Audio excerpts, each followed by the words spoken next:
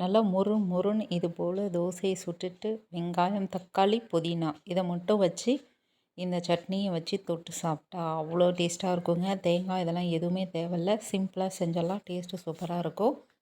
தேவையான பொருள் எல்லாமே நான் எடுத்து வச்சுட்டேன். இப்போது நம்ம ஸ்டவ்வை ஆன் பண்ணிவிட்டு ஒரு கடாய் வச்சுட்டு நம்ம சட்னி செய்ய ஆரம்பிச்சிடலாம். கொஞ்சமாக எண்ணெய் விட்டுக்கோங்க.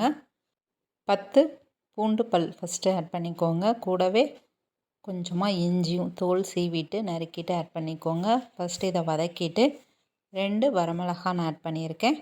மீடியம் சைஸ் பெரிய வெங்காயம் 3 கட் பண்ணிவிட்டு ஆட் பண்ணிக்கோங்க. 3 பச்சை மிளகாய் கட் பண்ணிவிட்டு ஆட் பண்ணிக்கோங்க.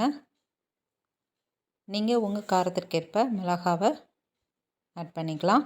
கருவேப்பிலை 2 கொத்து ஆட் பண்ணிவிட்டு வெங்காயத்தை நல்லா வதக்கி எடுத்துக்கோங்க. 3 வெங்காயம்னா 3 தக்காளி அந்த ரேஷியோவில் எடுத்துக்கோங்க. அப்போ தான் இந்த சட்னி சூப்பராக இருக்கும்.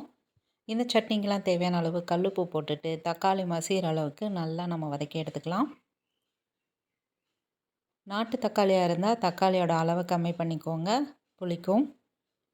இப்போது நல்லா க்ளீன் பண்ணின புதினா இலை ஒரு 1.5 கைப்பிடி அளவுக்கு ஆட் பண்ணிக்கோங்க. நமக்கு டேஸ்ட்டே இந்த புதினாவோட ஃப்ளேவர் தாங்க.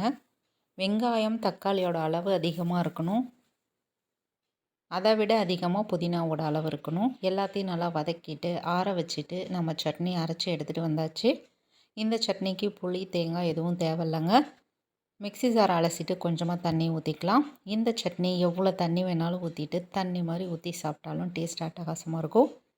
எண்ணெய், கடுகு, கடலைப்பருப்பு, பெருங்காயத்தூள் போட்டுட்டு இதுக்கு ஒரு தாளிப்பும் கொடுத்தாச்சு. இந்த சட்னி ரொம்ப ஈஸிங்க, டேஸ்ட்டு சூப்பராக இருக்கும். இந்த சட்னியை ட்ரை பண்ணி பார்த்துட்டு எப்படி இருந்ததுன்னு சொல்லுங்கள். தேங்க்யூ.